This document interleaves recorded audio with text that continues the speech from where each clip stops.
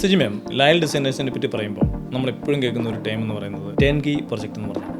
നമ്മളിപ്പോൾ ഒരു വീട് പണി എന്ന് പറയുമ്പോൾ രാജേഷ് ഒരുപാട് സർവീസസ് ഇൻക്ലൂഡ് ചെയ്തിട്ടുള്ളതാണ്.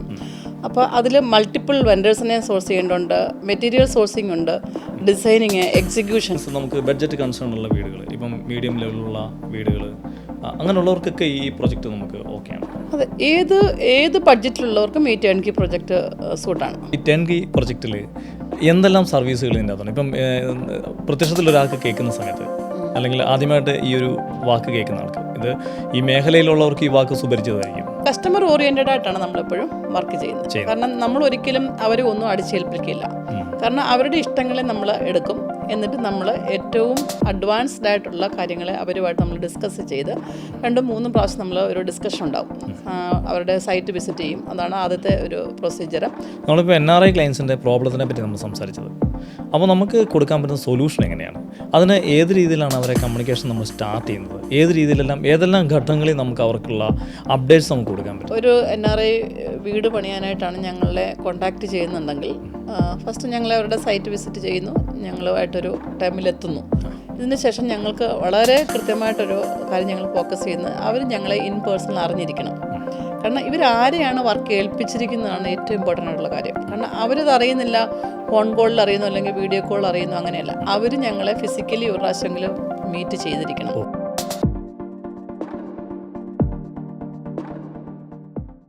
വീട് എന്നത് നമ്മുടെയൊക്കെ സ്വപ്നമാണ്. നാം എല്ലാം സഞ്ചരിക്കുന്നത് ഈ വീടെന്ന സ്വപ്നം യാഥാർത്ഥ്യമാക്കുന്നതിന് വേണ്ടിയാണ്. ഈ പ്രയാണത്തിൽ നമുക്കൊരുപാട് പ്രതിസന്ധികളെ നേരിടേണ്ടതായി വരും.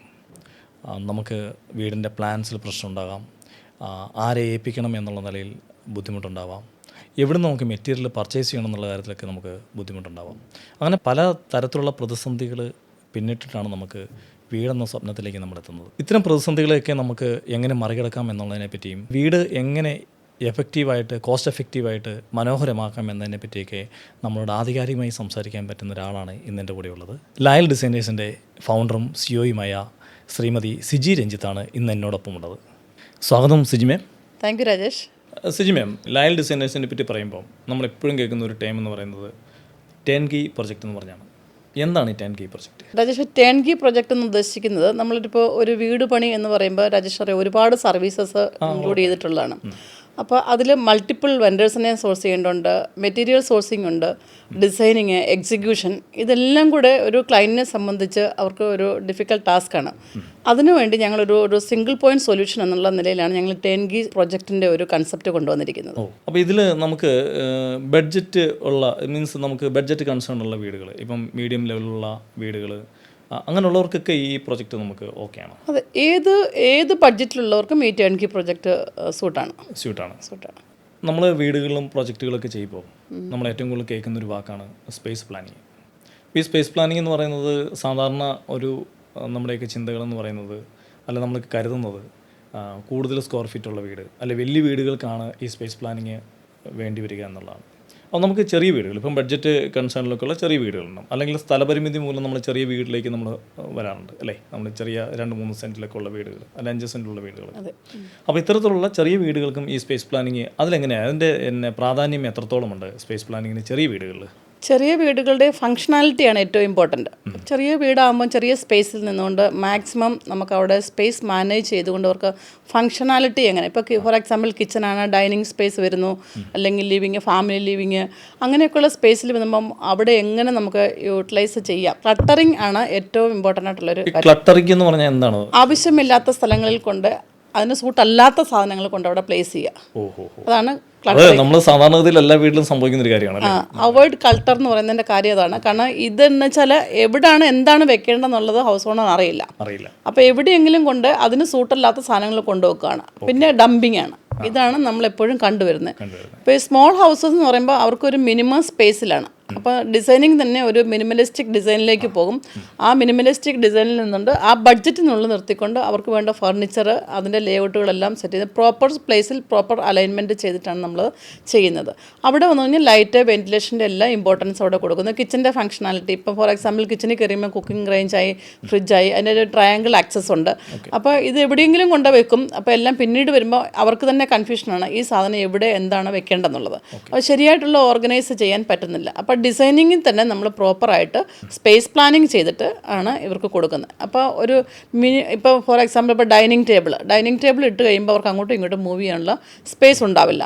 അപ്പോൾ അതിന് നമ്മൾ foldable dining, sofa cum bed, ഇപ്പോൾ സ്റ്റഡി ടേബിളൊക്കെ വരുന്നത് ഫോൾഡബിൾ വോൾ അറ്റാച്ച്ഡ് ആയിട്ടുള്ളതെല്ലാം കൊടുക്കുക. അപ്പോൾ കറക്റ്റായിട്ട് അവർക്ക് സ്പേസ് യൂട്ടിലൈസ് ചെയ്യുമ്പോൾ ക്ലട്ടറിങ് ഒഴിവാക്കാം. അപ്പോൾ നമ്മൾ ഒരു വീട് വെക്കുന്ന സമയത്ത് തന്നെ, അല്ലെങ്കിൽ നമ്മളൊരു വീടിൻ്റെ പ്ലാൻ ചെയ്യുമ്പോൾ തന്നെ ഇത്തരത്തിലുള്ള കാര്യങ്ങൾ നമ്മൾ പ്ലാനിങ്ങിൽ കയറി വരുന്നുണ്ടല്ലേ? ഇതാണ് ഇമ്പോർട്ടൻ്റ് ആയിട്ടുള്ള കാര്യങ്ങൾ. കാരണം ഇപ്പോൾ ഡോർ ഇപ്പോൾ നമ്മൾ മെയിൻ ഡോർ കയറി വരുമ്പോൾ ഡോർ ഓപ്പൺ ചെയ്യുന്നു, അതിൻ്റെ തന്നെ ഇമ്പോർട്ടൻസ് ഉണ്ട്. അത് എങ്ങോട്ടാണ് ഡോർ ഓപ്പൺ ചെയ്യുമ്പോൾ, ഡോർ ഓപ്പൺ ചെയ്യുമ്പോൾ തന്നെ സോഫയുടെ പകുതി പോർഷൻ കവർ ചെയ്യും. അപ്പോൾ അതിൻ്റെ ഈ ഫർണിച്ചറിൻ്റെ ലേഔട്ട് തന്നെ മാറിപ്പോയി. അപ്പോൾ ചെറിയ സ്പേസിലാണ് വലിയ കാര്യങ്ങൾ ചെയ്തു വെച്ചിരിക്കുന്നത്. അല്ല, ഇതൊരു വലിയൊരു അറിവ് തന്നെയാണ്. എന്താണെന്ന് വെച്ച് കഴിഞ്ഞാൽ നമ്മുടെ വീട് വെക്കുമ്പോൾ തന്നെ നമ്മുടെ ഫർണിച്ചർ, എന്തെല്ലാം ഫർണിച്ചർ അതിൻ്റെ അകത്ത് വേണം, ഏതെല്ലാം പൊസിഷനിൽ ഫർണിച്ചർ ചെയ്യണം എന്നൊക്കെ വെക്കുന്ന നമ്മൾ ആ പ്ലാൻ ചെയ്ത് വെക്കുന്നത് അതൊരു ഇൻട്രസ്റ്റിംഗ് ആയിട്ട്. തീർച്ചയായിട്ടും ആ പ്ലാനിങ് ഇല്ലാത്തതുകൊണ്ടാണ് നമ്മൾക്ക് ഡംപിങ് കൂടുന്നത്. ഏതൊരു നമ്മുടെ ഹൗസ് ഹോൾഡ് തിങ്സിൻ്റെയും കറക്റ്റ് പൊസിഷനിലെ കറക്റ്റ് പ്ലേസ്മെൻറ്റ് നമ്മളത് അലൈൻ ചെയ്ത് വെച്ച് കഴിഞ്ഞാൽ നമുക്ക് ഈ ക്ലട്ടറിങ് ഒഴിവാക്കാൻ പറ്റും. നമ്മളിപ്പം മാം നമ്മുടെ സ്പേസ് പ്ലാനിങ്ങിനെ പറ്റി പറഞ്ഞു, ചെറിയ വീടുകളിലെ സ്പേസ് പ്ലാനിങ്. നമുക്ക് സ്വാഭാവികമായിട്ടും വലിയ വീടുകൾക്ക് ഒരുപാട് സ്പേസ് ഉണ്ടാവും അല്ലേ?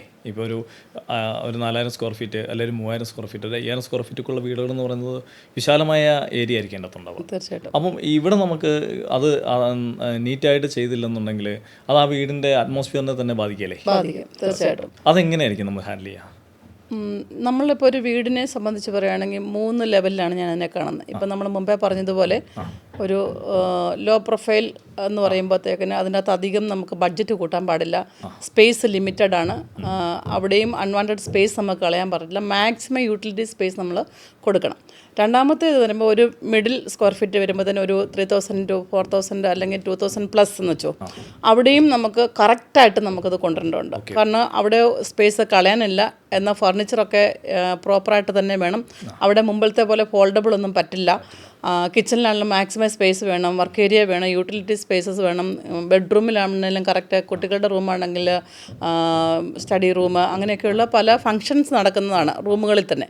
അപ്പോൾ ഇതിനെല്ലാം കണ്ട് കറക്റ്റായിട്ട് സ്പേസ് പ്ലാനിങ് ചെയ്യുന്നുണ്ട്. ഒരു സ്പേസും ഒരു കോർണറും എൻ്റെ ലാംഗ്വേജ് പറഞ്ഞാൽ ഒരു സിംഗിൾ സ്ക്വയർ ഫുട്ട് പോലും വെറുതെ പോകാൻ പാടില്ല. ഇപ്പോൾ 2000 സ്ക്വയർ ഫീറ്റിന് ഉണ്ടെങ്കിൽ അതിന് 1 സ്ക്വയർ ഫീറ്റ് പോലും വെറുതെ നമുക്ക് കളയാൻ പാടില്ല എന്നുള്ളതാണ്.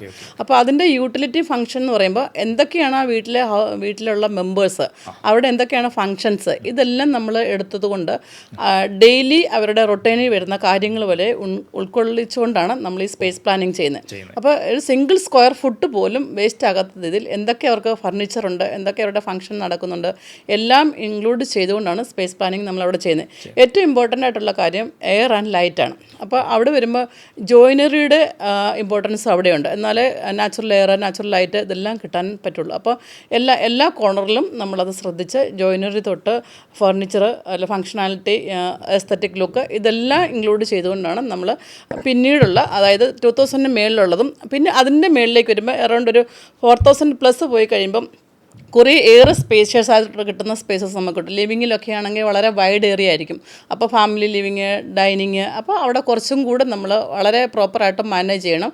നമ്മൾ ഏറ്റവും ലോ പ്രൊഫൈൽ ബഡ്ജറ്റ് ചെയ്യുന്നതിൻ്റെ പറഞ്ഞല്ലോ ക്ലട്ടറിങ്, അതേപോലെ തന്നെ മെയിനാണ് ഹൈ പ്രൊഫൈലിൽ വരുമ്പോഴത്തേക്കിന് അവിടെയും ഒത്തിരി സ്പേസ് കിടക്കുന്നു. ഇതെന്ത് ചെയ്യും? വെറുതെ വേക്കൻറ്റ് സ്പേസസ് കിടക്കുകയാണ്, ഒന്നിനും പറ്റത്തില്ലാതെ. അതും പ്രോപ്പറായിട്ട് ഈ ഫങ്ഷണാലിറ്റി നോക്കിയും എസ്തറ്റിക് ലുക്ക് നോക്കി നമ്മൾ പ്രാക്ടിക്കലായിട്ട് ആണ് സ്പേസ് പ്ലാനിങ് ചെയ്ത് കസ്റ്റമറിന് കൊടുക്കുന്നത്. ഇവിടെ ജോയിനറിയെ പറ്റി പറഞ്ഞില്ലേ, നമ്മുടെ ജോയിനറിയുടെ പ്രാധാന്യം എത്രത്തോളം ഉണ്ട്? ജോയിനറി വളരെ ഇമ്പോർട്ടൻ്റ് ആയിട്ടുള്ളൊരു കാര്യമാണ്. അധികം പേര് ശ്രദ്ധിക്കാത്തതാണ്. ഓക്കെ, അവരൊരു ഒന്നുകിൽ വാസ്തുവിൻ്റെ ഇതിൽ വെച്ചിട്ട് ഈസ്റ്റ് വെസ്റ്റ് ഒക്കെ നോക്കിയിട്ട് വെക്കും. നാച്ചുറൽ ലൈറ്റ് വളരെ ഇമ്പോർട്ടൻ്റ് ആണ്. ഒപ്പം തന്നെ നമ്മൾ റൂമിൽ കയറി എവിടെയെങ്കിലും അതിൻ്റെ പ്ലേസ്മെൻറ്റ് ആയിക്കഴിഞ്ഞാൽ പ്രോപ്പർ ഇതിൽ ലൈറ്റ് നമുക്ക് പാസ് ചെയ്ത് കിട്ടില്ല. ഒപ്പം തന്നെ ഇൻറ്റീരിയറിലെ ഫർണിച്ചർ, അപ്പോൾ ബെഡായി, വാർഡ്രോബ്സ് ആയി, അല്ലെങ്കിൽ ഡ്രസ്സിങ് മിററായി, ഇതിനെയൊക്കെ ഒബ്സ്ട്രക്റ്റ് ചെയ്യുന്ന രീതിയിൽ നമുക്കൊരിക്കലും ജോയിനറി ഫിക്സ് ചെയ്യാൻ പാടില്ല. അങ്ങനെ വരുമ്പോൾ നമുക്ക് പിന്നീട് അടുത്തൊരു സ്റ്റേജാണ് സോഫ്റ്റ് ഫർണിഷിങ്. അത് വരുമ്പോഴത്തേക്കും നമുക്ക് പകുതി കവർ ചെയ്ത് കിടക്കും, പകുതി ലൈറ്റ് നമുക്ക് റൂമിൽ കിട്ടും, പകുതി ഹൈഡ് ചെയ്ത് പോവും, വാർഡ്രോബ് ഹൈഡ് ചെയ്ത് പോകും. ഇതെല്ലാം പ്രോബ്ലം അവിടെ ഉണ്ടാകും. അപ്പോൾ ജോയിനറി സ്പേസ് പ്ലാനിങ് വളരെ ഇമ്പോർട്ടൻ്റ് ആണ്. ഓക്കെ. നമുക്ക് ഇൻറ്റീരിയർ ഡിസൈനെ പറ്റി നമ്മൾ പറയുമ്പോൾ നമ്മളൊരു വീട് ഇപ്പോൾ വെക്കുമ്പോൾ തന്നെ ഇപ്പോൾ ഈ പറഞ്ഞ രീതിയിലാണെങ്കിൽ അതിൻ്റെ ഇൻറ്റീരിയറിൽ തന്നെ നമ്മൾ ആദ്യം തന്നെ നമ്മൾ ഡിസൈൻ ചെയ്ത് പോകുന്ന രീതിയിലാണ് നമ്മൾ പറയുന്നത് അല്ലേ? തീർച്ചയായിട്ടും. അപ്പം ഇത് എത്രമാത്രം കോസ്റ്റ് എഫക്റ്റീവായിട്ട് നമുക്ക് ചെയ്യാം? ഇപ്പം നേരത്തെ ആദ്യം നമ്മൾ സംസാരിച്ചതുപോലെ തന്നെ ചെറിയ വീടുകൾ വരുമ്പം അവിടെ പ്രശ്നമാണ്, ഈ കോസ്റ്റ് പ്രശ്നമാണ് അല്ലേ? കോസ്റ്റ് പ്രശ്നമാണോ എന്ന് ചോദിച്ചാൽ അതെ, പക്ഷേ ബഡ്ജറ്റ് പ്ലാനിംഗ് ഉണ്ട്. നമ്മളിപ്പോൾ ഒരു ലോ കോസ്റ്റ് എന്നല്ല ഞാൻ പറയില്ല, സ്ക്വയർ ഫീറ്റ് ഏരിയയുടെയാണ് നമ്മൾ എപ്പോഴും കൺസിഡർ ചെയ്യുന്നത്. ലോ കോസ്റ്റ് ആകുമ്പോൾ എപ്പോഴും ലോ ക്വാളിറ്റി ആയിരിക്കും. ഞാൻ ലോ കോസ്റ്റ് ലോ ക്വാളിറ്റി എന്നൊരു കൺസെപ്റ്റ് ഇല്ല. നമ്മുടെ എത്ര ഏരിയയാണ് അതിനുള്ളിൽ ഇപ്പം നമ്മുടെ ഹൗസ് ഓണറിന് എത്രയാണ് സ്പെൻഡ് ചെയ്യാൻ ആ ഒരു പോക്കറ്റ് ഫ്രണ്ട്ലി ആയിട്ട് പോകുന്ന ഒരു ബഡ്ജറ്റ് നിർത്തിക്കൊണ്ട് അവർക്ക് എന്തൊക്കെയാണ് യൂട്ടിലിറ്റി ഫങ്ഷനിങ്ങിന് വേണ്ട ഐറ്റംസ്, ഹൗസ് ഹോൾഡ് ഐറ്റംസ് എന്തൊക്കെ വരുന്നു, അല്ലെങ്കിൽ ഫോർ എക്സാമ്പിൾ കിച്ചണിന് വരുന്നു, കിച്ചൻ്റെ ഏരിയ എത്രയുണ്ട്, അപ്പോൾ അതിനനുസരിച്ച് അവർക്ക് ഏറ്റവും ബെസ്റ്റ് ക്വാളിറ്റിയിൽ അവരുടെ ബഡ്ജറ്റ് നിർത്തിക്കൊണ്ട് നമുക്കത് പ്ലാൻ ചെയ്ത് കൊടുക്കാൻ പറ്റും. പക്ഷേ അതിന് സെലക്ട് ചെയ്യുന്ന ഒരുപാട് മെറ്റീരിയൽസ് നമുക്ക് മാർക്കറ്റിൽ അവൈലബിൾ ആണ്. അതിനനുസരിച്ച് നമുക്ക് ബഡ്ജറ്റ് മെറ്റീരിയലിനെ പറ്റി പറയുമ്പോൾ ഒരു കാര്യം ചോദിച്ചോട്ടെ, ഈ മെറ്റീരിയൽസ് നമ്മളിവിടെയുള്ള ഇന്ത്യൻ നിർമ്മിതമായ മെറ്റീരിയലാണോ ഉപയോഗിക്കുന്നത്, അതോ നമ്മൾ ഇമ്പോർട്ട് ചെയ്യുന്ന മെറ്റീരിയലാണോ ഉപയോഗിക്കുന്നത്, അതെങ്ങനെയായിരിക്കും കൂടുതലായിട്ട് ഉപയോഗിക്കുന്നത്? രാജേഷ്, ഇന്ത്യയിൽ നല്ല മെറ്റീരിയൽസ് നമുക്ക് അവൈലബിൾ ആണ്. പിന്നെ കുറച്ചുകൂടെ ലക്ഷറി, കുറച്ചുകൂടെ ഒരു ഹൈ എൻഡ് ക്വാളിറ്റിയൊക്കെ വേണം, ഒരു ഇമ്പോർട്ടൻറ്റ് മെറ്റീരിയലിൻ്റെ ആവശ്യമുള്ള ബഡ്ജറ്റിൽ വരുന്ന വീടുകൾക്ക് ഇമ്പോർട്ടൻറ്റ് മെറ്റീരിയൽ നമ്മൾ യൂസ് ചെയ്യുന്നത്. ഓക്കെ. മാഡം, നമുക്ക് സ്പേസ് പ്ലാനിങ്ങിനെ പറ്റി ഇപ്പോൾ സംസാരിച്ചു. അപ്പോൾ നമ്മൾ 10K പ്രൊജക്റ്റിനെ പറ്റി തന്നെ നമ്മൾ തിരിച്ച് അതിലേക്ക് തന്നെ പോകണം. അപ്പം ഈ 10K പ്രൊജക്റ്റിൽ എന്തെല്ലാം സർവീസുകൾ ഇതിൻ്റെ അകത്താണ്? ഇപ്പം പ്രത്യക്ഷത്തിൽ ഒരാൾക്ക് കേൾക്കുന്ന സമയത്ത്, അല്ലെങ്കിൽ ആദ്യമായിട്ട് ഈ ഒരു വാക്ക് കേൾക്കുന്ന ആൾക്ക്, ഇത് ഈ മേഖലയിലുള്ളവർക്ക് ഈ വാക്ക് സുപരിചിതമായിരിക്കും.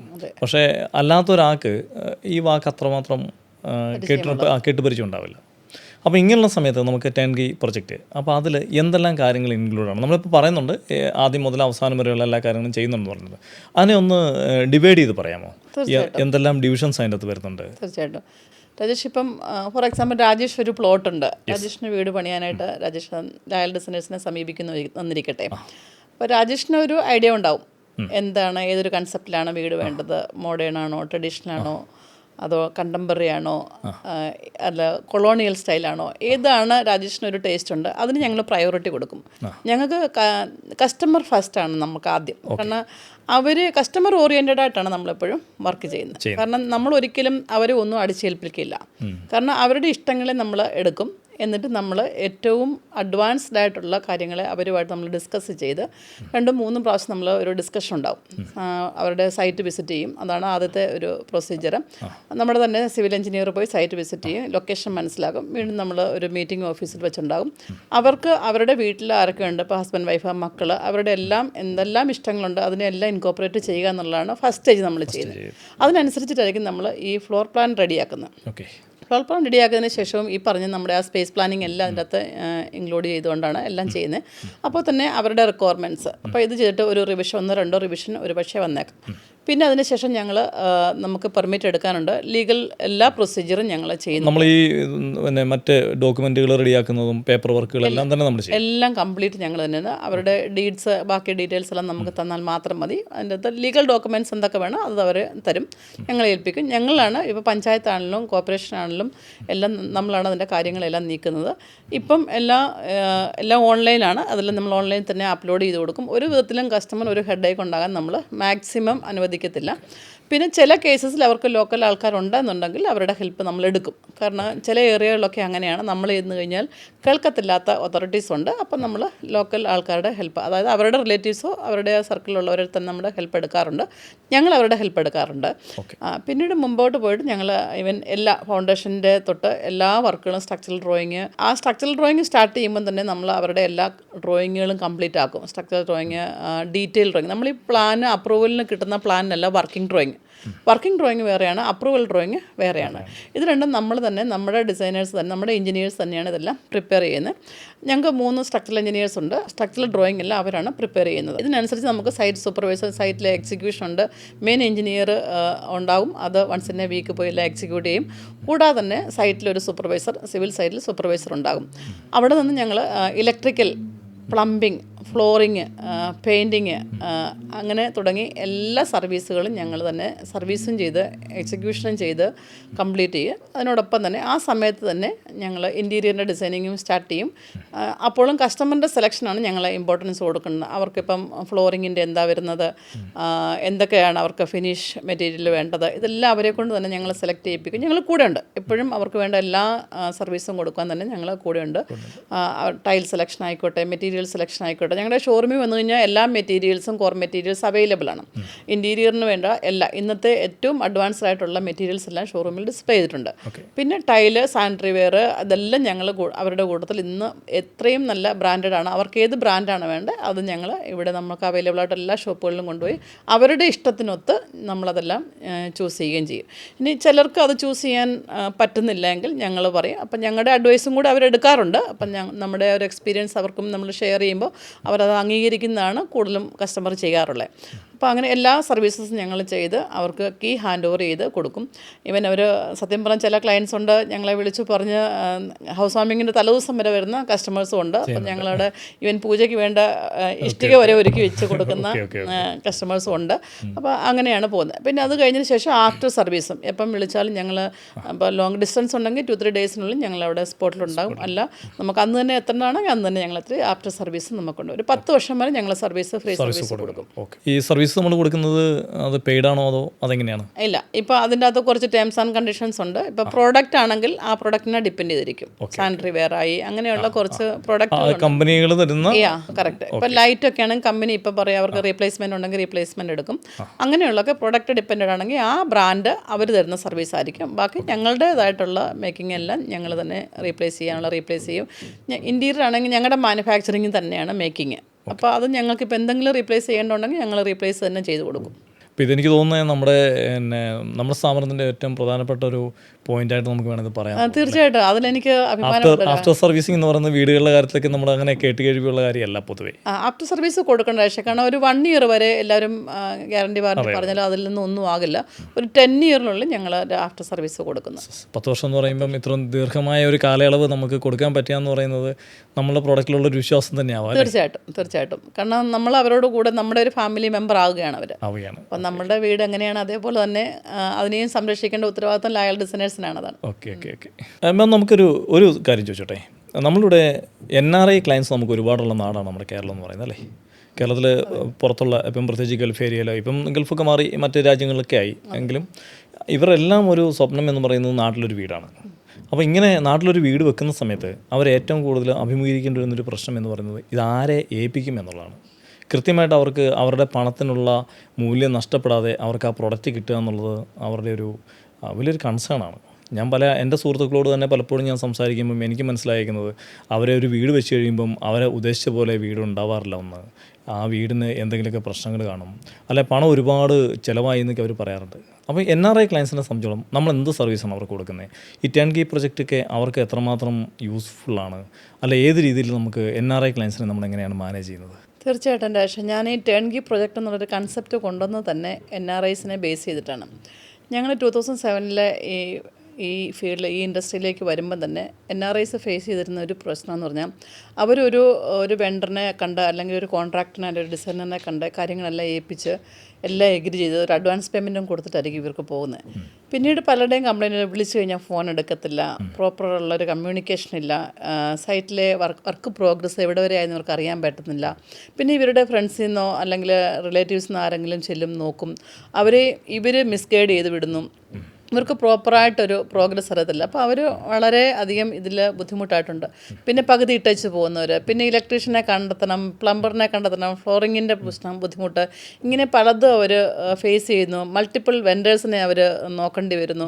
മെറ്റീരിയൽ സോഴ്സിങ് പകുതി ഇട്ടിട്ട് പോകുന്നു, സെലക്ഷൻ്റെ ബുദ്ധിമുട്ട്. ഇവരൊന്നും പ്രതീക്ഷിക്കുന്നത് വേറെയാണ്, ഇവർ വരുമ്പോൾ കാണുന്നത് വേറെ ഒന്നാണ്. അപ്പോൾ പലപ്പോഴും ഇവർ ഇൻവെസ്റ്റ് ചെയ്യുന്ന ആ ഒരു റിട്ടേൺ ഇവർക്ക് കിട്ടത്തില്ല.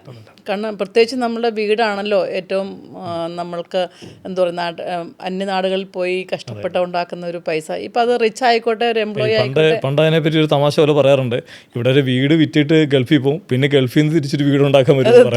തീർച്ചയായിട്ടും കാരണം അവരിടുന്ന ആ ഒരു മണി വാല്യൂ ഇവർക്ക് റിട്ടേൺ കിട്ടത്തില്ല. പക്ഷേ പ്രത്യേകിച്ച് നമ്മളുടെ ഒരു കൾച്ചർ എന്താണെന്ന് വെച്ചാൽ ഇവർ NRIs ആണല്ലോ, ഇഷ്ടംപോലെ പൈസ അവരുടെ കയ്യിലുണ്ടാകും, അവർ വീട് പണിയുന്നതല്ലേ. അപ്പോൾ അതിൻ്റെ ഒരു മാക്സിമം പ്രോഫിറ്റ് എടുക്കുക എന്നുള്ളത് കാണുന്ന ഒരുപാട് പേര് നമ്മളുടെ ഇടയിലുണ്ട്.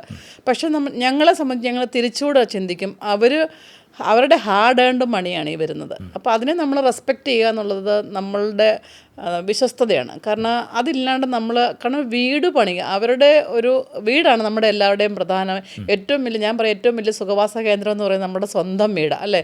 സ്വന്തം വീട്ടിൽ വന്ന് താമസിക്കുന്നിടത്തോളം ഒരു സന്തോഷവും ഒരു സമാധാനവും ആർക്കുമില്ല. അതിൻ്റെ ഒരു പാട്ടാകുക എന്ന് പറയുമ്പം നമുക്ക് തന്നെ ഒരു മെൻ്റലി ഒരു സാറ്റിസ്ഫാക്ഷൻ കിട്ടുന്നതാണ്.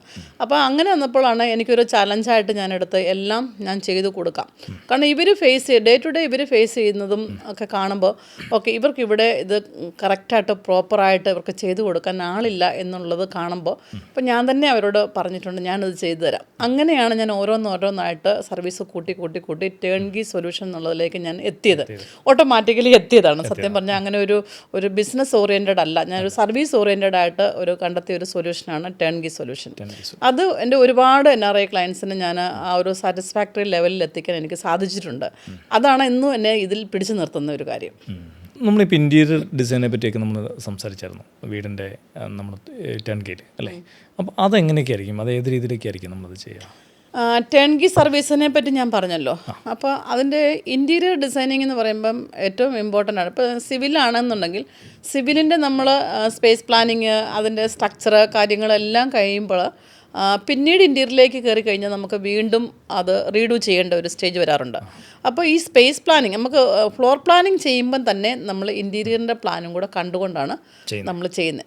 അതിൻ്റെ അകത്ത് വരുന്ന കാര്യങ്ങൾ അതിൻ്റെ മുമ്പ് നമ്മൾ സംസാരിച്ച പോലെ യൂട്ടിലിറ്റി ഉണ്ട്, ഫങ്ഷണാലിറ്റി ഉണ്ട്. ഇതെല്ലാം നോക്കുമ്പോൾ ഇതിൻ്റെ നാച്ചുറൽ ലൈറ്റിൻ്റെ കാര്യം ഞാൻ മുമ്പേ പറഞ്ഞല്ലോ. നാച്ചുറൽ ലൈറ്റ് പോലെ തന്നെയാണ് നമ്മൾ ആർട്ടിഫിഷ്യൽ ലൈറ്റിൻ്റെ ഇമ്പോർട്ടൻസ് ഉള്ളത്. ഇപ്പോൾ റീഡിങ് ലൈറ്റായി, ബാത്റൂമിൽ വരുന്ന വാം ലൈറ്റ്, ന്യൂട്രൽ ലൈറ്റ്, ഇപ്പോൾ കുറച്ചുകൂടെ പ്രായമുള്ളവർക്കൊക്കെ നല്ല ബ്രൈറ്റ് ലൈറ്റ് വേണ്ടി വരും. അപ്പോൾ ഇങ്ങനെയുള്ള ലൈറ്റ്സ് വളരെ ഇമ്പോർട്ടൻ്റ് ആയിട്ടുള്ള കാര്യങ്ങളാണ്. അപ്പോൾ ഇൻറ്റീരിയറിൻ്റെ എന്താണ് അവരുടെ ഇൻവെസ്റ്റ്മെൻറ്റ്, എന്താണ് അവരുടെ ബഡ്ജറ്റ്, ഏത് ബഡ്ജറ്റിനുള്ളിൽ നിർത്തണം, അതിനനുസരിച്ചായിരിക്കും നമ്മൾ ഡിസൈൻ പ്ലാൻ ചെയ്യുന്നത്. ഇപ്പോൾ ഡിസൈനിങ്ങിൽ തന്നെ ബഡ്ജറ്റ് വളരെ ഇമ്പോർട്ടൻ്റ് ആയിട്ടുള്ള കാര്യമാണ്. അതിനനുസരിച്ചിട്ട് വേണം ഡിസൈൻ ചെയ്യാൻ. ഓരോ എലമെൻറ്റ്സും നമ്മളതിൻ്റെ കോസ്റ്റ് മനസ്സിലായി ഒരു ഡിസൈനറിന് തന്നെ നമ്മൾ അവർക്ക് ഒരു പ്രാക്ടീസ് കൊടുക്കും. നിങ്ങൾ ഡിസൈൻ ചെയ്യുമ്പോൾ എന്തൊക്കെ മെറ്റീരിയലാണ് നമ്മളതിൻ്റെ അകത്ത് നിങ്ങൾ ഡിസൈൻ ചെയ്യാൻ എടുക്കുമ്പോൾ തന്നെ ഇതിൻ്റെ കോസ്റ്റോട് നമ്മൾ അവർക്ക് ഒരു കാൽക്കുലേഷൻ കൊടുക്കും. ഇത്ര ബഡ്ജറ്റിനുള്ളിൽ നിർത്തേണ്ടതാണ്. പിന്നെ ഒരു തീം ബേസിൽ പോകുന്ന ഡിസൈനുകളുണ്ട്. അപ്പോൾ അങ്ങനെ വരുമ്പോൾ ആ ഒരു തീമിലേക്ക് വരുമ്പം അവർക്ക് കുറച്ചുകൂടെ അതിൻ്റെ ബഡ്ജറ്റ് കൂടും. ഫോർ എക്സാമ്പിൾ ഇപ്പോൾ കൊളോണിയലായി അല്ലെങ്കിൽ എത്നിക് ഡിസൈനായി ഇതൊക്കെ വരുമ്പോൾ വുഡാണ് കൂടുതൽ നമുക്ക് അതിനകത്ത് കൊണ്ടുവരേണ്ടത്. അപ്പോൾ ഒരിക്കലും കൊണ്ട് ലാമിനേഷൻ റേഞ്ച് നമുക്ക് നിർത്താൻ പറ്റില്ല. ഇപ്പം മോഡേൺ കൺസെപ്റ്റിലേക്ക് വരുമ്പോൾ നമുക്ക് ഏത് ബഡ്ജറ്റിലും നിർത്താം, ഏത് മെറ്റീരിയലും ഇന്ന് നമുക്ക് അവൈലബിൾ ആണ്. അപ്പോൾ അതിൻ്റെ മെറ്റീരിയലാണ് ഇപ്പോൾ കോർ മെറ്റീരിയലും ഫിനിഷിംഗ് മെറ്റീരിയലും നമുക്ക് ചേഞ്ച് ചെയ്ത് കഴിഞ്ഞാൽ അതിൻ്റെ ബഡ്ജറ്റ് നമുക്ക് അത് കാൽക്കുലേറ്റ് ചെയ്യാനും പറ്റും. അതിൻ്റെ അകത്തും നമുക്ക് തീം കൊണ്ടുവരാനും പറ്റും. നമുക്ക് ലാൻഡ്സ്കേപ്പിലേക്ക് പോകാം. അപ്പോൾ ലാൻഡ്സ്കേപ്പിംഗ് എന്ന് പറയുന്നത് നമ്മൾ ആരും ശ്രദ്ധിക്കാതെ പോകുന്ന ഒരു ഏരിയയാണ് പൊതുവേ അല്ലേ. അപ്പം ലാൻഡ്സ്കേപ്പിങ്, പിന്നെ ഗാർഡൻ, അപ്പോൾ ഇങ്ങനെ കുറേ കാര്യങ്ങൾ ഇതുമായിട്ട് ബന്ധപ്പെട്ട് വരുന്നുണ്ടല്ലോ. അപ്പോൾ അതെങ്ങനെയായിരിക്കും മാനേജ് ചെയ്യുക? ലാൻഡ്സ്കേപ്പിങ്ങിൻ്റെ നമുക്കൊരു പ്രത്യേകം സൊല്യൂഷൻ തന്നെ നമുക്കുണ്ടോ, അതോ ഇനി അതെങ്ങനെയായിരിക്കും? അതെ, ലാൻഡ്സ്കേപ്പിംഗ് വളരെ ഇമ്പോർട്ടൻ്റ് ആയിട്ടുള്ളൊരു കാര്യമാണ്. കാരണം ഒരു വീടിൻ്റെ ആ ഒരു ബ്യൂട്ടി തന്നെ ഇപ്പോൾ എലിവേഷന് നമ്മൾ എത്രമാത്രം എഫേർട്ട്, എത്രമാത്രം നല്ല ഡിസൈൻ കൊടുത്താൽ എലിവേഷന് വളരെ ഒരു എസ്തറ്റിക് ലുക്കാണല്ലോ എലിവേഷൻ എന്ന് പറയുമ്പോൾ. അപ്പോൾ അതിനെ ചേർത്ത് നിർത്തണമെന്നുണ്ടെങ്കിൽ അവിടെ ലാൻഡ്സ്കേപ്പിംഗ് ഉണ്ടായിരിക്കണം, കോമ്പൗണ്ട് വാൾ ഉണ്ടായിരിക്കണം, ഗേറ്റിൻ്റെ ഡിസൈൻ അതുപോലെ തന്നെ. ഇപ്പം ഗേറ്റൊക്കെ ആണെങ്കിലും ഫുള്ളി ഓട്ടോമേഷനാണ്. അപ്പോൾ അതിനനുസരിച്ച് നമ്മളെ വീടിൻ്റെ എലിവേഷനുമായിട്ട് മാച്ച് ആകുന്ന ഗേറ്റാണ് നമ്മൾ പ്രൊവൈഡ് ചെയ്യുന്നത്. ഒപ്പം തന്നെ കോമ്പൗണ്ട് വാൾ, വീടിൻ്റെ എലിവേഷൻ എങ്ങനെയാണ് അതുമായിട്ട് 100% മാച്ച് ആകുന്നതാണ് കോമ്പൗണ്ട് വാൾ, ഗേറ്റ്, വീടിൻ്റെ എലിവേഷൻ കൂടെ ചേർത്ത് നിർത്തുന്ന ഒരു ഇമ്പോർട്ടൻ്റ് ആയിട്ടുള്ളൊരു പാർട്ടാണ് ഈ ലാൻഡ്സ്കേപ്പിംഗ് എന്ന് പറയുമ്പോൾ. ലാൻഡ്സ്കേപ്പിങ്ങിൽ ഏരിയ ഉണ്ടെങ്കിൽ നമുക്ക് ഗസീബോ കൊടുക്കാം, പവലിയൻ കൊടുക്കാം, വാട്ടർ ഫൗണ്ടൻ കൊടുക്കാം. അങ്ങനെ മൾട്ടിപ്പിൾ ഓപ്ഷൻസ് നമുക്ക് സ്പേസ് കൂടുതലുണ്ടെങ്കിൽ. സ്പേസ് കുറവാണെങ്കിൽ നമുക്ക് വെർട്ടിക്കൽ ഗാർഡൻ കൊടുക്കാം, ഇപ്പോൾ ക്രീപ്പേഴ്സ് കൊടുക്കാം, ക്ലൈംബേഴ്സ് കൊടുക്കാം. ഒരുപാട് ഓപ്ഷൻസ് നമുക്ക് ലാൻഡ്സ്കേപ്പിലുണ്ട്. അതൊരു ഗ്രീനറി മാത്രമല്ല, ഡിഫറെൻറ്റ് കളേഴ്സ് ഉണ്ട്, അതിൻ്റെ അകത്ത് ഫ്ലവറിങ് പ്ലാന്റ്സ് ഉണ്ട്. ഇതൊക്കെ കൂടെ കയറി വരുമ്പം വീടിനെ ഒരു അണിയിച്ച് നിർത്തുന്ന ഒരു ഘടകമാണ് ലാൻഡ്സ്കേപ്പിംഗ്. നമ്മൾ സുരക്ഷിതത്വത്തിൻ്റെ കാര്യം പറഞ്ഞപ്പോൾ അല്ലേ, വീടിൻ്റെ ഒരു കാരണം നല്ല ഗേറ്റ്, നല്ല കോമ്പൗണ്ട് വാള്, അപ്പം ഇത്തരം കാര്യങ്ങൾക്കൊക്കെ എങ്ങനെയായിരിക്കും നമ്മുടെ സ്ട്രാറ്റജി എന്തെങ്കിലും ഉണ്ടോ? നമ്മളെ വീടെന്ന് പറയുന്നത് നമുക്ക് ഏറ്റവും നമ്മുടെ സുരക്ഷിതമായ ഒരു ഇടമായിട്ടാണ് നമ്മൾ കാണുന്നത് അല്ലേ, ഒരാളെ സംബന്ധിച്ചിടത്തോളം. അപ്പോൾ അങ്ങനെ അതിനെന്തെങ്കിലും നമ്മൾ എന്തെങ്കിലും പ്രത്യേക മെറ്റീരിയൽ ഉപയോഗിക്കുമോ, അല്ലെങ്കിൽ എന്തെങ്കിലും നമ്മുടെ സ്ട്രാറ്റജി എന്തെങ്കിലും ഉണ്ടോ അതിന്? സ്ട്രാറ്റജി എന്ന് പറയുമ്പോൾ ലോ ബഡ്ജറ്റിൽ നിന്ന് തന്നെ തുടങ്ങാം. ഇപ്പോൾ ചെറിയൊരു വീട് നമ്മൾ ആദ്യം പറഞ്ഞതുപോലെ ചെറിയ ഏരിയ ഉള്ളത്, ഇപ്പോൾ സ്ക്വയർ ഫീറ്റ് ഒരു 1000 സ്ക്വയർ ഫീറ്റിൻ്റെ ഒക്കെ ആണെന്ന് പറഞ്ഞാലും കോമ്പൗണ്ട് വാൾ വളരെ ഇമ്പോർട്ടൻ്റ് ആണ്. ഇപ്പം നമുക്കിപ്പോൾ ഒരാൾ ഒരു സ്ട്രേഞ്ചർ കയറി ഡയറക്റ്റ് വന്ന് നമ്മൾ മെയിൻ ഡോർ തുറന്ന് അകത്ത് കയറില്ലല്ലോ. അതുപോലെ തന്നെ നമ്മുടെ കോമ്പൗണ്ടിലും കയറാൻ പാടില്ല എന്ന് നമുക്കൊരു കൃത്യനിഷ്ഠമുള്ളവരാണ് മജോറിറ്റി ആൾക്കാരും. അപ്പോൾ അതിൻ്റെ തന്നെ പ്രോപ്പർ വേയിൽ തന്നെ നമുക്ക് കോമ്പൗണ്ട് വാളും ഏറ്റവും മിനിമലിസ്റ്റിക് ആയിട്ട് നമുക്ക് മെറ്റലിൻ്റെ തന്നെ ഗേറ്റും അതിൻ്റെ ലോക്ക് സിസ്റ്റം എല്ലാം ചെയ്താൽ മതിയാവും, സഫീഷ്യൻ്റ് ആണ്. പിന്നെ ബഡ്ജറ്റ് കയറുന്ന അനുസരിച്ചാണ് ഈ ഓട്ടോമാറ്റിക് ഗേറ്റുകളും സെക്യൂരിറ്റി സിസ്റ്റം എല്ലാം കൂടി വരുന്നത്. അപ്പോൾ തന്നെ സെക്യൂരിറ്റി സിസ്റ്റം തന്നെ, പക്ഷേ അത് ആഡ് ഓൺ ചെയ്ത് നമുക്ക് മുന്നോട്ട് പോകാൻ പറ്റും. ഓക്കെ, നമ്മളിപ്പോൾ NRI ക്ലയൻസിൻ്റെ പ്രോബ്ലത്തിനെ പറ്റി നമ്മൾ സംസാരിച്ചത്. അപ്പോൾ നമുക്ക് കൊടുക്കാൻ പറ്റുന്ന സൊല്യൂഷൻ എങ്ങനെയാണ്, അതിന് ഏത് രീതിയിലാണ് അവരെ കമ്മ്യൂണിക്കേഷൻ നമ്മൾ സ്റ്റാർട്ട് ചെയ്യുന്നത്, ഏതെല്ലാം ഘട്ടങ്ങളിൽ നമുക്ക് അവർക്കുള്ള അപ്ഡേറ്റ്സ് നമുക്ക് കൊടുക്കാൻ പറ്റുന്നുണ്ട്. ഇപ്പോൾ നമുക്ക് ഞാൻ ഒരു വീട് പണിയാണ്, ഞാൻ പുറത്താണെന്നുണ്ടെങ്കിൽ ഞാൻ ആദ്യം വന്നതെല്ലാം കണ്ടിട്ട് പോവുകയാണ്, പിന്നീട് ഇവിടെ എന്താ നടക്കുന്നത് എനിക്കറിയില്ല. അപ്പം എങ്ങനെ എനിക്കൊരു അപ്ഡേറ്റ്സ് കിട്ടും, എങ്ങനെയായിരിക്കും ആ കമ്മ്യൂണിക്കേഷൻ മാഡം ഹാൻഡിൽ ചെയ്യുന്നത്? ഇപ്പോൾ ഓക്കെ, ഒരു NRI വീട് പണിയാനായിട്ടാണ് ഞങ്ങളെ കോൺടാക്റ്റ് ചെയ്യുന്നുണ്ടെങ്കിൽ ഫസ്റ്റ് ഞങ്ങൾ അവരുടെ സൈറ്റ് വിസിറ്റ് ചെയ്യുന്നു, ഞങ്ങളുമായിട്ടൊരു ടൈമിലെത്തുന്നു. ഇതിന് ശേഷം ഞങ്ങൾക്ക് വളരെ കൃത്യമായിട്ടൊരു കാര്യം ഞങ്ങൾ ഫോക്കസ് ചെയ്യുന്നത്, അവർ ഞങ്ങളെ ഇൻ പേഴ്സണൽ അറിഞ്ഞിരിക്കണം. കാരണം ഇവരാരെയാണ് വർക്ക് ഏൽപ്പിച്ചിരിക്കുന്നതാണ് ഏറ്റവും ഇമ്പോർട്ടൻ്റ് ആയിട്ടുള്ള കാര്യം. കാരണം അവരത് അറിയുന്നില്ല, ഫോൺ കോളിൽ അറിയുന്നു അല്ലെങ്കിൽ വീഡിയോ കോൾ അറിയുന്നു, അങ്ങനെയല്ല. അവർ ഞങ്ങളെ ഫിസിക്കലി ഒരു പ്രാവശ്യമെങ്കിലും മീറ്റ് ചെയ്തിരിക്കണം. ഞങ്ങളുടെ ഓഫീസിലെ എക്സ്പീരിയൻസ് സെൻറ്ററിൽ വന്ന് നമ്മൾ ഉപയോഗിക്കുന്ന പ്രോഡക്റ്റ്, നമ്മുടെ ക്വാളിറ്റി എന്താണ്, നമ്മുടെ സർവീസ് എന്താണ്, ഞങ്ങളെ ഇൻ പേഴ്സൺ അറിയണം. അതിനുശേഷം ഞങ്ങളുടെ എഞ്ചിനീയറായി അല്ലെങ്കിൽ മാനേജറായി അല്ലെങ്കിൽ ഞാനും ചില ക്ലയൻസിനെ കാണാറുണ്ട്. ചിലർക്ക് കണ്ട് പോകേണ്ട ചില പ്രൊജക്റ്റുകളുണ്ട്. അപ്പോൾ അത് ഇമ്പോർട്ടൻ്റ് ആയിട്ടുള്ള ഞാനും മീറ്റ് ചെയ്യും. കാരണം ഞാൻ അഥവാ മീറ്റ് ചെയ്തില്ല എങ്കിൽ തന്നെയും ഞാൻ ഇൻവോൾവ് ആണ്, എല്ലാ പ്രൊജക്റ്റിലും ഞാൻ ഇൻവോൾവ് ആണ്. അപ്പോൾ അവരുമായിട്ടൊരു മീറ്റിംഗ് കഴിഞ്ഞതിന് ശേഷം ഇച്ചിരൂടെ നമ്മൾ ജെല്ലായി, മനസ്സിലായി. അപ്പോൾ ഒരു ഫാമിലി മെമ്പറിനെ പോലെയാണ് ഞങ്ങൾ പിന്നെ പോകുന്നത്. അപ്പോൾ ഞങ്ങൾ വർക്കിൻ്റെ ഓരോ സ്റ്റേജിലും നമ്മൾ അവർക്ക് അപ്ഡേറ്റ് ചെയ്യും. ഇന്ന സ്റ്റേജാണ്. ഞങ്ങൾക്ക് 2 ഗ്രൂപ്പ് ഉണ്ടാവും. ഞങ്ങളുടെ എൻജിനീയറും ഞങ്ങളുടെ സൈറ്റ് സൂപ്പർവൈസറും ഞങ്ങളുടെ അക്കൗണ്ട്സ് ഡിസൈനേഴ്സും എല്ലായിട്ടും ഒരു ഗ്രൂപ്പ്, വാട്സപ്പ് ഗ്രൂപ്പ്. ഒന്ന് ക്ലയൻറ്റുമായിട്ടൊരു വാട്സപ്പ് ഗ്രൂപ്പ് ഉണ്ടാവും. ഇതിൽ അവർക്കുള്ള എൻക്വയറീസ്, അവരുടെ ഡൗട്ട്സ്, അവർക്ക് വേണ്ട ഫോട്ടോസ് എല്ലാം നമ്മൾ അവർക്ക് സെൻഡ് ചെയ്ത് കൊടുക്കും. എപ്പോഴും അവരുടെ സൈറ്റുമായിട്ട് നമ്മൾ ചേർത്ത് നിർത്തും.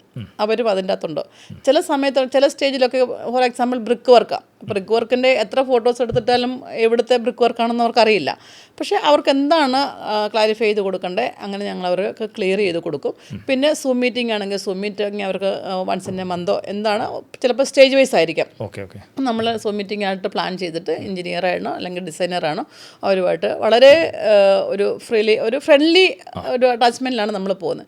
അത് നമ്മൾ അവസാനം വരെ നമ്മളത് സർവീസ് അവർക്ക് കൊടുത്തുകൊണ്ടാണ് പിന്നെ അവർ വരുമ്പോഴും അവർക്കിഷ്ടമുള്ള രീതിയിൽ തീർത്ത് കൊടുക്കുക എന്നുള്ളതാണ് ഞങ്ങളുടെ എന്താ പറയുന്നത് ഏറ്റവും ഞങ്ങൾ ഫോക്കസ് ചെയ്യുന്നതാണ്. അവരുടെ ഇഷ്ടം എന്താണ് അതിനുള്ളിൽ തീർത്ത് കൊടുക്കണം. പക്ഷേ അത് അറിയാവുന്നവരാണെങ്കിൽ, ഇപ്പോൾ ഒന്നും അറിയത്തില്ലാത്തവരാണെങ്കിൽ ഞങ്ങളായിരിക്കും ഫുൾ ഇൻവോൾവ് ആയിട്ട് ഞങ്ങൾ പറയും. അവർ ഓക്കെ ആണെന്നുണ്ടെങ്കിൽ അവരുടെ അപ്രൂവൽ വാങ്ങിച്ചിട്ടാണ് നമ്മളത് ചെയ്ത് കംപ്ലീറ്റ് ചെയ്ത് അവർക്ക് പ്രൊജക്റ്റ് ഹാൻഡ് ഓവർ ചെയ്യുന്നത്. മാഡം, നമ്മളിപ്പം സംസാരിച്ചുകൊണ്ടിരുന്നതെല്ലാം നമ്മുടെ വീടുകളെ പറ്റിയല്ലേ. പക്ഷേ ഇന്ന് നമുക്കറിയാം നമ്മുടെ നാട്ടിലെല്ലാം ഒരു ഫ്ലാറ്റ് സംസ്കാരമായിട്ടുണ്ട്. ഈ ഫ്ലാറ്റുകൾ എങ്ങനെ ഇന്ത്യയിൽ നമുക്ക് ചെയ്യാൻ പറ്റും, അത് എത്രമാത്രം ഭംഗിയാക്കാൻ പറ്റും ഫ്ലാറ്റുകളെ, അതല്ലെങ്കിൽ ഫ്ലാറ്റിനെ നമുക്ക് ഏത് രീതിയിൽ, നമുക്ക് അറിയാം ഫ്ലാറ്റുകളെന്ന് പറയുന്നത് ചെറുതും വലുതുമായത് കാണും അല്ലേ, ഫുള്ളി ഫർണിഷ്ഡ് ആയിട്ട് വരുന്നുണ്ടാവും, അല്ലാതെയൊക്കെ നമുക്കുണ്ടാവും. അപ്പോൾ ഇത്തരത്തിലുള്ള ഫ്ലാറ്റുകളെ നമുക്ക് എങ്ങനെ നമുക്ക് മനോഹരമാക്കാൻ പറ്റും? ഫ്ലാറ്റുകളെ മനോഹരമാക്കുക എന്ന് പറയുന്നതും ചലഞ്ചാണോ എന്ന് ചോദിച്ചാൽ അന്ന് ഞാൻ പറയില്ല, ഈസി ആണോ എന്ന് ചോദിച്ചാൽ ഈസി അല്ല. അതൊക്കെ നമ്മളുടെ ഒരു ഇഷ്ടമാണ്. നമുക്കതിനകത്ത് ഏത് സ്പേസ് പ്ലാനിങ് അവിടെയും വരുന്നുണ്ട്. അല്ല, ഇവിടെ ഒരു ചലഞ്ചിങ് എന്ന് പറയുന്നത് മുൻപുണ്ടായിരുന്ന വീട് നമ്മൾ ചെയ്യുമ്പം നമുക്കത് പ്ലാൻ ചെയ്യാമായിരുന്നു. ഇവിടെ അങ്ങനത്തെ ഒരു പ്ലാനിങ് ഉണ്ടാവില്ലല്ലോ, പറ്റില്ല. അപ്പോൾ ഈ സ്പേസ് പ്ലാനിങ് അവിടെ വളരെ ആപ്റ്റാണ്. കാരണം സ്പേസ് പ്ലാനിങ് കൂടാതെ ഫ്ലാറ്റിൻ്റെ ഇൻറ്റീരിയർ ചെയ്യാനേ പറ്റില്ല. ഇപ്പം ഞാൻ 2 ദിവസം മുമ്പ് ട്രിനിറ്റി അപ്പാർട്ട്മെൻറ്റിൽ ഒന്ന് പോയി. അവർക്ക് കൊളോണിയലാണ് അവരുടെ തീം. ഈ കൊളോണിയൽ തീം വെച്ചിട്ട് ഫർണിച്ചറിൻ്റെ ഒരു ലേഔട്ട് പോലെ അവിടെ സെറ്റ് ചെയ്യാൻ പറ്റുന്നില്ല. പക്ഷേ ചെറിയ മോഡിഫിക്കേഷൻസ് ഒക്കെ വരുത്തി ഒന്ന് ഒരു കിച്ചണേ അവിടെ ഉള്ളൂ, ചെറിയൊരു വർക്ക് ഏരിയയാണ്, അവിടെ ഒന്നും ചെയ്യാൻ പറ്റത്തില്ല, യൂട്ടിലിറ്റി സ്പേസ് കുറവാണ്. അപ്പോൾ ഒരു സ്ലൈഡിങ് ഡോർ ഞങ്ങളവിടെ പ്രൊവൈഡ് ചെയ്തു. മാക്സിമം ഏതൊക്കെ കോർണറിൽ നിന്ന് സ്പേസ് എടുക്കാമോ എന്ന് ഞാൻ പറയുള്ളൂ, കണ്ടെത്തി എടുത്ത് അതിനെ മാക്സിമം യൂട്ടിലിറ്റി സ്പേസ് ആക്കി മാറ്റി ഏതൊക്കെ കോർണറിലാണ് എന്തൊക്കെ ചെയ്യാം അങ്ങനെ എല്ലാം ഫങ്ഷനിങ് ആക്കിയിട്ടാണ് ഡിസൈൻ ചെയ്തിരിക്കുന്നത്. അപ്പോൾ അതൊരു ഇൻട്രസ്റ്റ് ആണ്. എന്നെ സംബന്ധിച്ച് എനിക്കൊരു ഇൻട്രസ്റ്റ് ആണ്. അപ്പോൾ ഓക്കെ, അതിൽ പ്രാക്ടിക്കലായിട്ട് നോക്കുമ്പോൾ അവർക്ക് പറ്റത്തില്ലാത്ത ഒരു കാര്യത്തെ നമ്മളവിടെ സാധ്യമാക്കി കൊടുക്കുമ്പോൾ അത് അവർക്ക് യൂട്ടിലിറ്റി ഫങ്ഷനിങ്ങിനും അവരുടെ എല്ലാ സ്പേസും നമ്മൾ മാക്സിമം എടുത്തു. ഞാൻ മുമ്പേ പറഞ്ഞ പോലെ ഒരു സിംഗിൾ സ്ക്വയർ ഫുട്ട് പോലും കളയാതെ നമ്മളവിടെ പ്ലാൻ ചെയ്യുന്നു. പിന്നെ ബാൽക്കണിയിലേക്ക് വരുമ്പോഴാണ് നമുക്ക് ഈ ഗ്രീനറി ലാൻഡ്സ്കേപ്പിങ്ങിൻ്റെ ഇവിടെയൊക്കെ ചെയ്യുക. ഇപ്പോൾ കോമൺലി എല്ലാവരും അത് ചെയ്യുന്നുണ്ട്. പിന്നെ അവർക്കൊരു സ്വിങ് വേണം. സ്വിങ് ഇവിടെ കൊടുക്കും, അതൊരു ചലഞ്ചായിരുന്നു. പിന്നെ അവിടെയും ഞാൻ സ്പേസ് കണ്ടെത്തി ബാൽക്കണിയിൽ തന്നെ ഒരു സ്വിങ്ങൊക്കെ പ്രൊവൈഡ് ചെയ്തു. പിന്നെ അത് ചെയ്യാൻ പറ്റുന്നതേ ഉള്ളൂ. ഈസി ആയിട്ട് നമുക്ക് നല്ല രീതിയിൽ ഫ്ലാറ്റിൻ്റെ ഇൻറ്റീരിയറും അകത്ത് കയറി കഴിയുമ്പോൾ ഒരു വീടിൻ്റെ ഒരു അറ്റ്മോസ്ഫിയർ ഫീൽ കൊണ്ടുവരാൻ പറ്റും. മേഡം, നമ്മൾ ഇതുവരെ സംസാരിച്ചത് ടെൻഗി പ്രൊജക്റ്റിലെ റെസിഡൻഷ്യലാണ്. ടെൻഗി പ്രൊജക്റ്റ് വെച്ച് തന്നെ നമുക്ക് കൊമേഴ്ഷ്യൽ പ്രൊജക്റ്റുകൾ നമുക്ക് ചെയ്യാൻ പറ്റുമോ? അങ്ങനെ ചെയ്യാറുണ്ടോ? രാജേഷ്, ടെൻഗി പ്രൊജക്ട്സിൽ ഞങ്ങൾ റെസിഡൻഷ്യലും കൊമേഴ്ഷ്യലും ഉൾപ്പെടുത്തിയിട്ടുണ്ട്. കൊമേഴ്ഷ്യലിൻ്റെ ഒരു പാട്ടെന്ന് പറയുമ്പോൾ മിക്കവരും ഈ ഷോപ്പ് പോലെയുള്ളത് വരുമ്പോൾ ഈ സ്ട്രക്ചർ മാത്രം ചെയ്ത് പോകുന്നതാണ്. അവരുടെ ടെനൻ്റ് ആരാണോ അവരാണ് ബാക്കി ഇൻറ്റീരിയർ പാർട്ട് ചെയ്യുന്നത്. പക്ഷേ ചില കേസിൽ ഞങ്ങൾക്കിപ്പോൾ ലാസ്റ്റിൽ 2022 ഞാൻ കോട്ടയം ഭാഗത്തൊരു ഹോട്ടൽ ചെയ്ത് കൊടുത്തു. അത് ടെൻഗി ആയിരുന്നു. പിന്നെ ലാസ്റ്റ് 2023 ഞങ്ങളൊരു ഓഡിറ്റോറിയം, അത് ടെൻഗി പ്രൊജക്റ്റാണ്. അത് ലക്ഷറി പ്രൊജക്റ്റ് ആയിരുന്നു. അത് നമ്മുടെ ആലപ്പുഴ ഡിസ്ട്രിക്റ്റിൽ മാന്നാറിൽ ശ്യാമശ്രീ കൺവെൻഷൻ സെൻറ്റർ എന്നത് അറൗണ്ട് 60,000 സ്ക്വയർ ഫീറ്റിൻ്റെ ഒരു ഓഡിറ്റോറിയമാണ്. അത് കൺവെൻഷൻ സെൻറ്ററുമായിട്ട് ഒരു മൾട്ടിപർപ്പസിലാണ് അത് യൂസ് ചെയ്യുന്നത്. അത് ടെൻഗി ആയിരുന്നു. അതിൻ്റെ അകത്ത് ഞങ്ങൾ ഇൻഫ്രാസ്ട്രക്ചർ തൊട്ട് കംപ്ലീറ്റ് ഒരു ലക്ഷറി പ്രൊജക്റ്റിൻ്റെ കംപ്ലീറ്റ് വർക്ക് ഞാൻ ഇൻവോൾവ് ആയിട്ട് നിന്ന് കംപ്ലീറ്റ് ചെയ്ത് അതിനകത്ത് ഏറ്റവും അഭിമാനമുള്ളൊരു കാര്യം, ഒരു വയലേഷനും ഇല്ലാണ്ട് ഒരു 5 സെൻറ്റിമീറ്ററിൻ്റെ പോലും ഒരു ടിക്ക് വീഴാതെ ആണ് നമുക്ക് അപ്രൂവൽ കിട്ടിയത്. കൊമേഴ്സ്യൽ പ്രൊജക്റ്റുമായിട്ട് ബന്ധപ്പെട്ട് അതിൻ്റെ പ്രോസസ്സൊക്കെ എങ്ങനെയായിരിക്കും വരിക? കൊമേഴ്ഷ്യലിൻ്റെയും സെയിം പ്രോസസ്സിംഗ് ആണ്. കാരണം ലീഗൽ പ്രൊസീജിയർ അങ്ങനെ തന്നെ പോകും. പബ്ലിക് ബിൽഡിംഗ് ആണെങ്കിൽ അതിൻ്റെ നോംസ് എല്ലാം മാറും. ടൗൺ പ്ലാനിങ്ങിന് പോകേണ്ടതുണ്ട്, ഏരിയ മാറുമല്ലോ. അപ്പോൾ ടൗൺ പ്ലാനിങ്ങിന് പോകണം. ഇപ്പം ഞങ്ങൾ ലാസ്റ്റ് ചെയ്തത് ആലപ്പുഴയിലായിരുന്നു. ആലപ്പുഴയിൽ നിന്ന് വീണ്ടും ട്രിവാൻഡ്രത്തിൽ പോയി അവിടെ നിന്നാണ് നമുക്ക് അപ്രൂവൽ കിട്ടി, പെർമിറ്റ് കിട്ടി വരുന്നത്. അതിനുശേഷവും ഇതേപോലെ തന്നെ അതിൻ്റെ ഗവൺമെൻറ്റിൻ്റെ കംപ്ലീറ്റ് നോംസ് പബ്ലിക് ബിൽഡിങ്ങിന് വളരെ സ്ട്രിക്റ്റാണ്. രാജേഷിന് അറിയാമല്ലോ, പലയിടത്തും നമ്പർ കൊടുക്കില്ല, അപ്രൂവൽ കിട്ടില്ല, വയലേഷൻ ഒത്തിരി ഉണ്ടാവും, ഇതൊക്കെ ഉണ്ടാവും. ഞങ്ങൾക്ക് അതിൻ്റെ അകത്ത് ക്ലയൻറ്റിന് ഒരു ഹെഡേക്ക്, ക്ലയൻറ്റ് അറിഞ്ഞതേ ഇല്ല. കാരണം അവിടെ 2-3 പ്രാവശ്യം ഇവർ കംപ്ലീഷൻ സർട്ടിഫിക്കറ്റ് തരാൻ വേണ്ടിയിട്ട് അവർ മെഷർമെൻറ്റിന് വരും. അവർ മെഷർ ചെയ്തിട്ട് ഒരു പോയിൻ്റ് പോലും അവർക്കത് മാർക്ക് ചെയ്ത് ഞങ്ങൾക്ക് തരാൻ പറ്റില്ല. ഒരു ഡ്രോയിങ് ഞങ്ങൾക്ക് പെർമിറ്റിൻ്റെ സമയത്തും ഞങ്ങൾ റിവിഷന് പോയില്ല, കംപ്ലീഷൻ ഞങ്ങൾക്ക് റിവിഷന് പോകേണ്ടി വന്നില്ല. ഒരു സിംഗിൾ വിൻഡോ പോലെ തന്നെ ഞങ്ങൾക്കത് പെർമിറ്റ് കിട്ടി, വയലേഷൻ ഒന്നും കൂടാതെ. അത് അവിടെ തന്നെ വളരെ ഒരു അഭിമാനത്തോടു കൂടി കംപ്ലീറ്റ് ചെയ്തൊരു പ്രൊജക്റ്റാണ്. ആക്ച്വലി ടെൻഗി എന്ന് പറഞ്ഞാൽ ഒരു സിംഗിൾ വിൻഡോ പ്രൊജക്റ്റ് തന്നെയാണല്ലേ? അത് തന്നെ, കറക്റ്റ്. ഞങ്ങളതിനെ പറയുന്ന സിംഗിൾ പോയിന്റ് സൊല്യൂഷൻ എന്ന് പറയും. ഓക്കെ, കൊള്ളാം. അതെ. ഓക്കെ.